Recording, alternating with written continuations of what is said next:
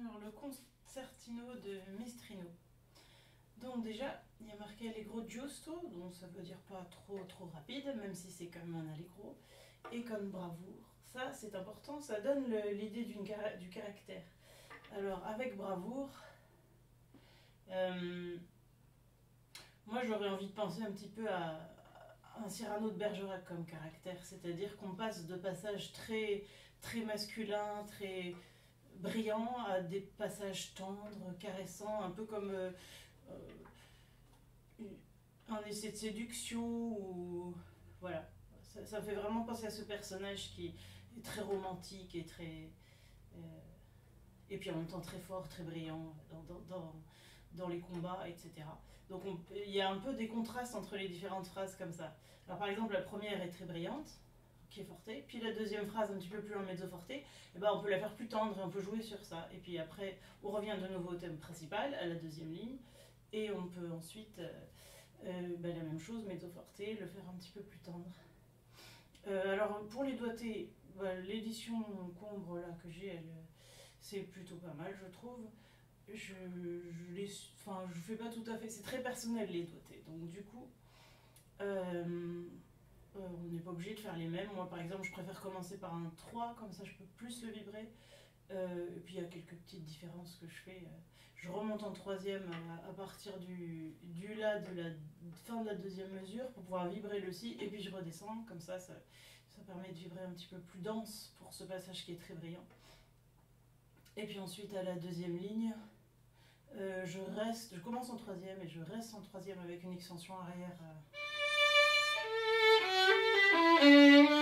Comme ça tout est plus tendu et plus concentré. En fait au départ, moi j'aime bien avoir ce son concentré pour montrer toute cette brillance et un peu la passion aussi. Voilà, donc la première phrase, pas trop rapide, avec brillance et dense. Donc pour avoir un son dense, bah c'est le vibrato, hein, et puis le poids. Donc un archet pas trop rapide, parce que si on va vite, bah on perd toute la densité. On n'a plus d'archet après pour tenir la blanche. Enfin l'archet il fait 3 temps, donc il faut bien avoir toute la quantité qu'il faut.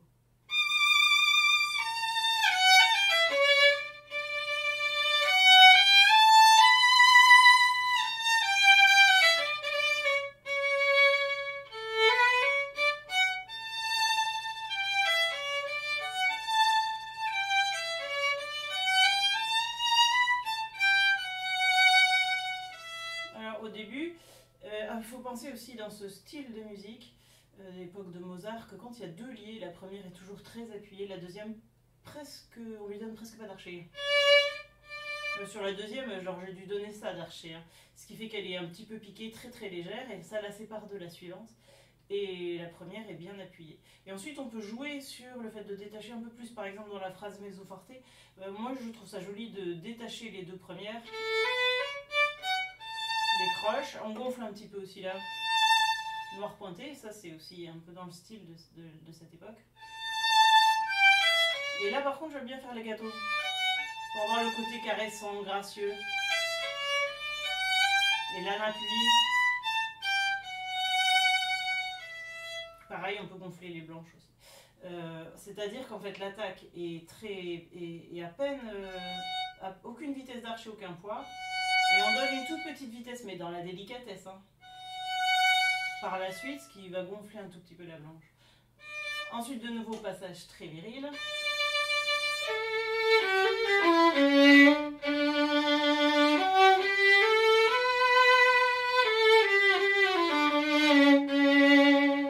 Passionné, et puis le suivant. Caressant. Et on revient à quelque chose de très brillant. Au passage de double croche. Alors là, pour le coup, cette phrase mezzo forte qui est la même, mais une octave en dessous que celle d'avant, je fais le contraire. C'est-à-dire que j'ai envie de lier les 2 premières croches et de détacher un peu les deuxièmes.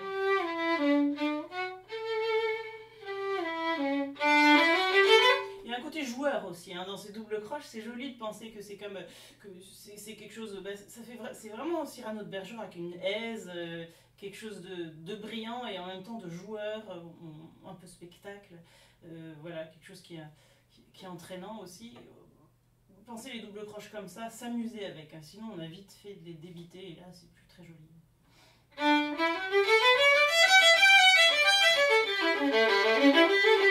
Et la deuxième fois, je trouve ça plus joli, même plus drôle aussi de faire piano.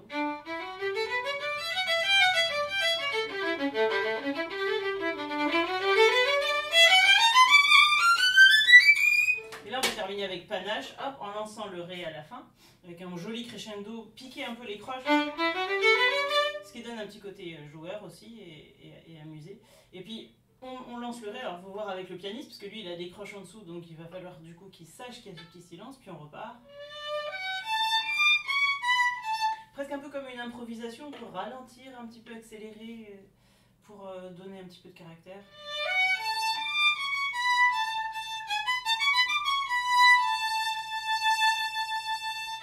Et après on repart sur quelque chose de très tendre, très très tendre. Alors pour avoir ce son tendre, eh ben, on peut jouer sur les deux mains, c'est-à-dire l'archet très léger et assez rapide. On utilise quand même une certaine quantité d'archet, mais extrêmement léger, c'est-à-dire qu'on le soulève en fait, hein, pour qu'il n'y ait aucun poids dessus. Et du coup ça donne ce son très léger. Et on peut jouer sur la main gauche aussi en appuyant pas trop. En fait il faut sentir la corde vibrer dans son doigt. Et là ça donne un son très chaud et très doux.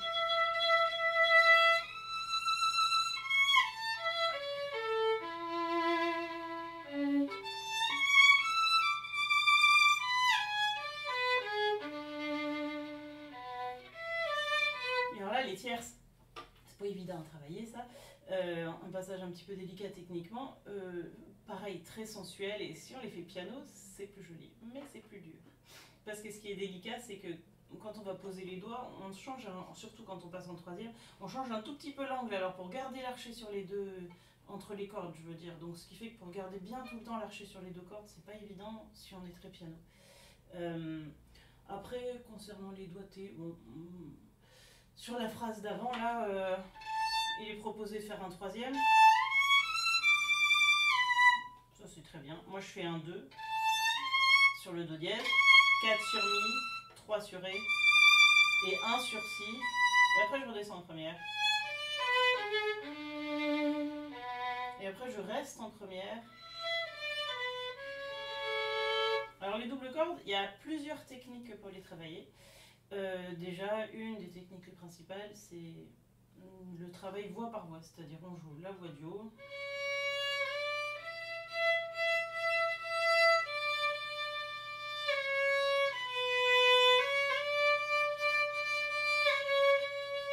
en mettant les deux à gauche par contre. Je touche que la corde de là avec mon archet, mais à gauche je fais les deux, comme ça on identifie quelles sont les tendances, ce qui n'est pas très juste, et on peut corriger le tir et savoir, on entend mieux en fait. Puis après la voix du bas, du coup, toujours en faisant les deux à gauche, mais on joue que le bas à droite. Ah oui, c'est ça.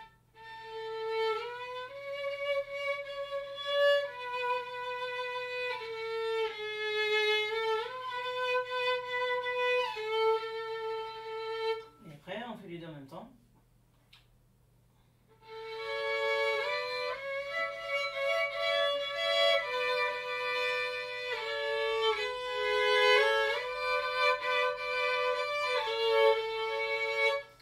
On peut faire des allers-retours aussi, ça, pour travailler les tierces.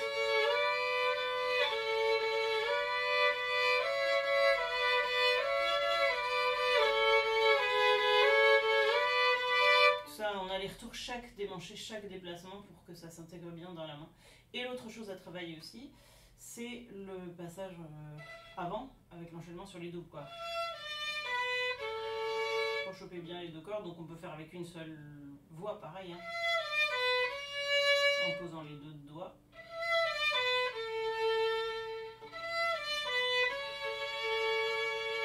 Voilà, et ensuite au niveau des phrasés, comme il y a toutes ces petites notes répétées qui sont très délicates, marquées sans rigueur, de les faire légèrement en direction pam pam pam, comme s'il y avait une attente, comme s'il y avait un désir.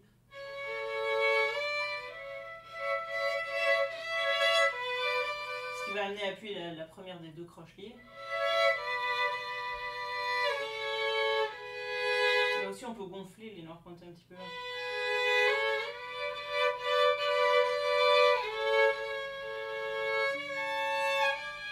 Alors la suite, attention à économiser l'archet parce qu'on a besoin de beaucoup là, quand on démarre ici.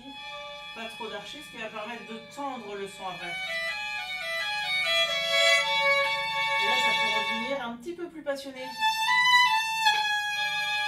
Et la deuxième fois, bah, moi je ferai le contraire, détendre. Presque avec un petit ralenti même pour partir après plus lentement, puis on accélère.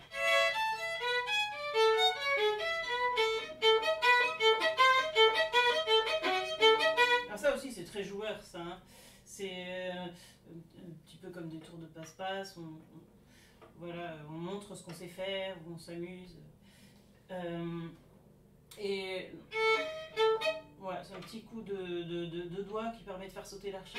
Si je le fais au ralenti, là j'appuie légèrement et je soulève. Qu'avec les doigts, hein. C'est pas de bras, c'est juste les doigts.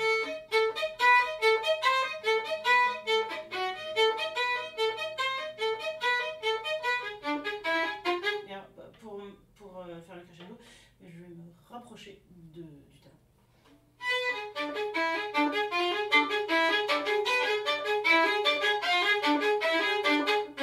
Et là on arrive à une fin de phrase, mais c'est aussi le début, enfin la phrase se termine là, puis on redémarre sur une montée. Une montée qui fait un peu des vagues comme ça, hein, donc il faut en jouer de ça. Hein. Ça monte, ça redescend, ça remonte, ça redescend. Un peu comme une valse où on entraînerait les gens à danser, quelque chose de très joyeux. Et donc la fin sur le do dièse au début, et puis on redémarre sur le la, la petite montée qui arrive.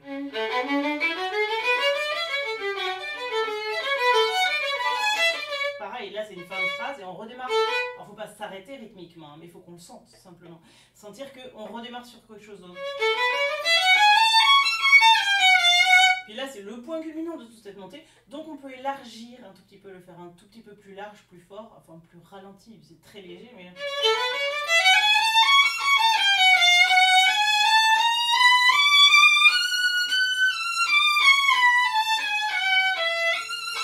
Et là toute cette ligne là elle est très, un peu grandiose on va dire. Comme si on disait, Cyrano il disait à sa belle, mais le monde que je vais te montrer, ça va être merveilleux ce qu'on va vivre, quelque chose de grandiose, ouais, comme il l'a fait rêver un peu.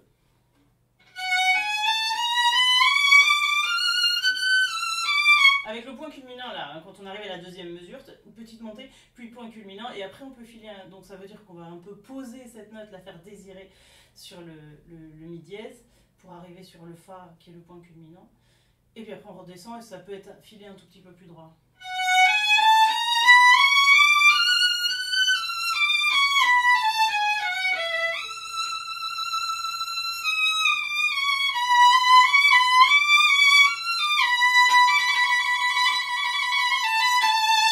Toujours ce côté panache, un petit peu brillant.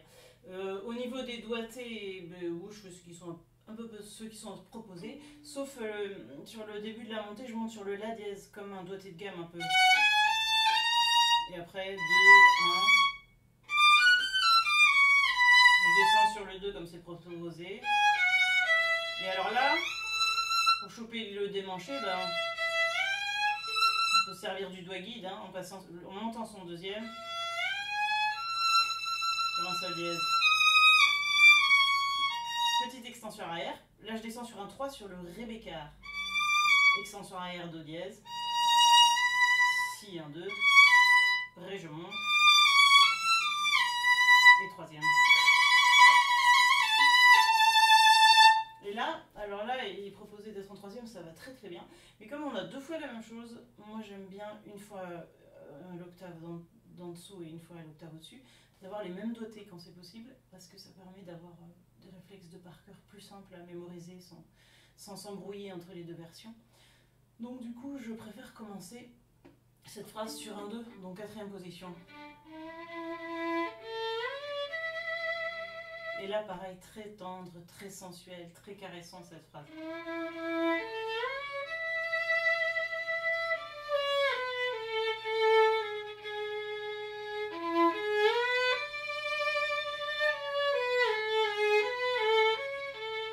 Et après, du coup, j'ai la phrase à l'octave avec les mêmes doigtés.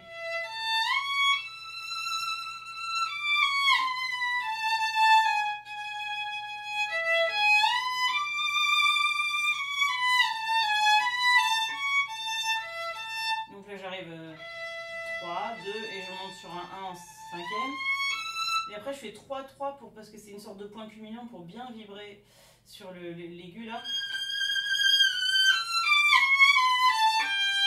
Et après, ça devient un peu passionné. Donc du coup, on peut tendre le son à partir d'ici et jouer un petit peu plus romantique, plus tendu.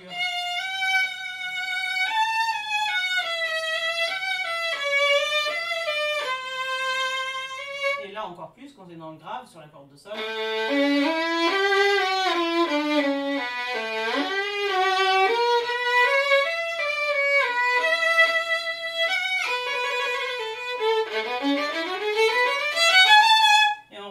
Quelque chose de brillant. Là, c'est pareil, première fois, je fais forté, deuxième fois, un petit peu plus piano, et puis de joueur aussi, toujours joueur.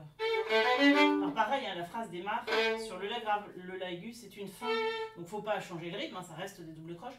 Il faut pas que le la aigu, le la duo soit trop long, mais il faut quand même penser qu'on redémarre la phrase sur le la grave.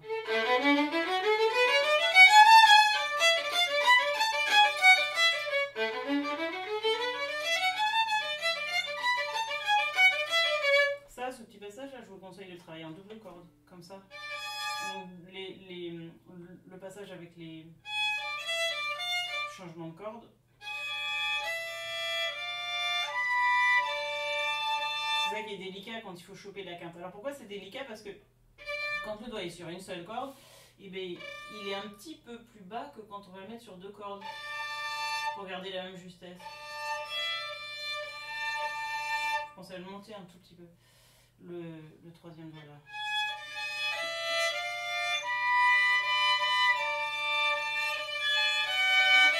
On va le travailler comme ça, et puis après tout ce qui est double croche, on travaille avec les rythmes.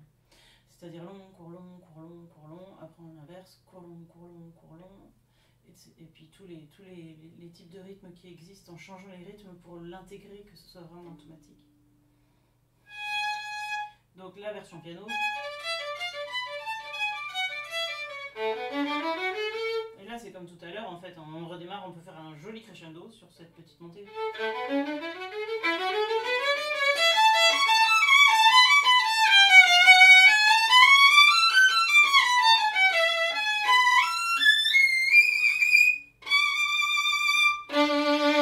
Et ça c'est toujours brillant. Pour les doigtés, j'ai pas fait celui que je préfère moi. Là c'est bien de rester, je trouve.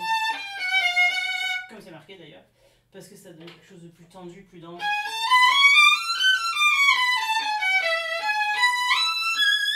Alors là je fais un doigté un petit peu personnel, donc troisième, et là sur le mi je monte sur un premier doigt direct. Après 3, 2, je monte encore sur le si, et 3. Et je redescends sur un 3 sur le ré. Et après, je suis pas loin de la troisième, je descends à peine pour faire le ré deuxième do en troisième. Et première. On a remarqué très allongé. Là, on élargit en fait.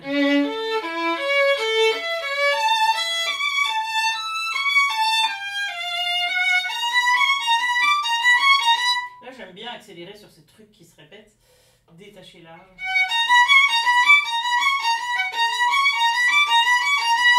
Alors là, il faut savoir un truc, c'est que bon, moi ce que je fais comme doigté, mon premier doigt est sur le la dièse, le si est juste à côté, le do j'écarte un tout petit peu, et je reste sur un do sur le deuxième doigt. Et ensuite je fais un premier doigt sur le ré, c'est-à-dire en face de mon la dièse, donc mon premier doigt ne change pas de place. Et un troisième doigt sur le fa. En pensant que le fa dièse il est contre le do, enfin ils sont collés l'un à l'autre. Et le premier doigt, il est en ton quoi. Et du coup, c'est pas dur à faire ça techniquement quand on a compris le placement.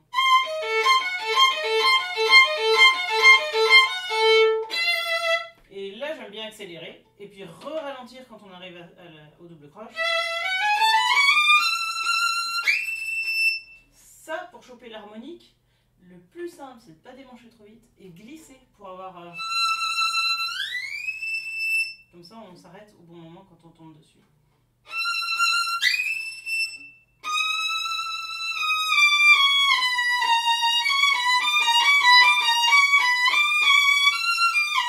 Et là, il y a marqué souple, élargir. Donc on peut le faire en ralentissant un petit peu comme si on voulait marquer chaque note, bien dire, répéter ce qu'on dit avec force.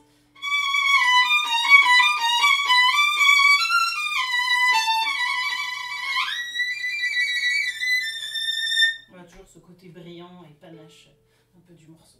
Voilà.